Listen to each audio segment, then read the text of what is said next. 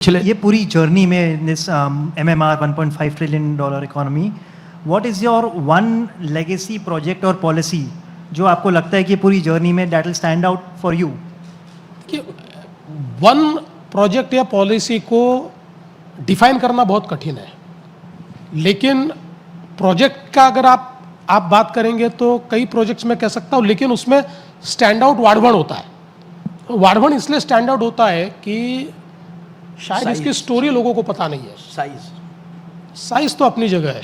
इसकी स्टोरी है कि 1992 में वाड़भन पोर्ट काफ़ी बनाने की बात हुई, सारा उसका एक विचार हुआ। ये ध्यान में आया कि देश में इससे ज़्यादा डीप ड्राफ्ट नहीं है, इसलिए पोर्ट यही बन सकता है और ऐसा पोर्ट देश में कहीं बन ही नहीं सकता। ये देश का सबसे बड़ा पोर्ट बन सकता है।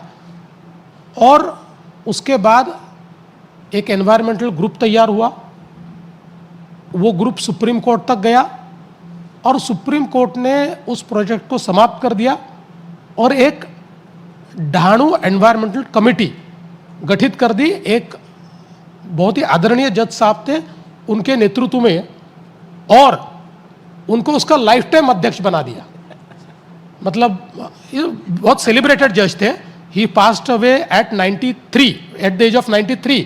तब भी वो ढाणू के अध्यक्ष ही थे, लेकिन उसके बाद ये प्रोजेक्ट बंद हो गया। 2014 में जब मैं मुख्यमंत्री बना तो मैंने ये पता करने की कोशिश की कि वाड़भन पोर्ट को क्यों बंद कर दिया गया, क्योंकि मैं भी कौन से प्रोजेक्ट्स लेने चाहिए इसके ऊपर जब अनुसंधान कर रहा था तो ध्यान में आया कि ये सबसे डीप ड्राफ्ट का पोर्ट है, इसको करना चाहिए। तो फिर मैंने उसमें थोड़ा ध्यान दिया तो ध्यान में आया कि इसमें सुप्रीम कोर्ट ने रोक लगाई है, ढाणू एनवायरनमेंट कमेटी ने रोक लगाई है।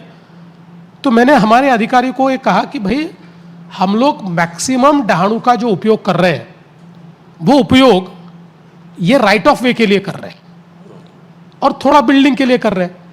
तो दुनिया में डीप सी पोर्ट तैयार हो रहे हैं।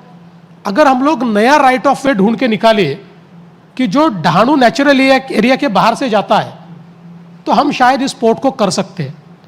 और 1-1.25 साल के अनुसंधान के बाद हमारे अधिकारियों ने नया राइट ऑफ वे ढूंढकर निकाला जो थोड़ा सी के अंदर था, और उसके कारण परमिशन जो हमको लेनी थी उसमें से ढाणू नेचुरल एरिया बाहर हो गया, जरूरत ही नहीं पड़ी। और उसके बाद फिर हम लोगों ने उसका काम शुरू किया, उसमें परमिशंस लेनी शुरू की।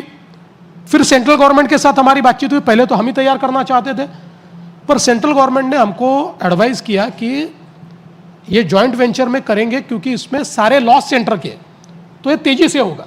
और वो बात भी उनकी सही थी। तो फिर हमने जॉइंट कंपनी तैयार की, सेंट्रल गवर्नमेंट और स्टेट गवर्नमेंट की।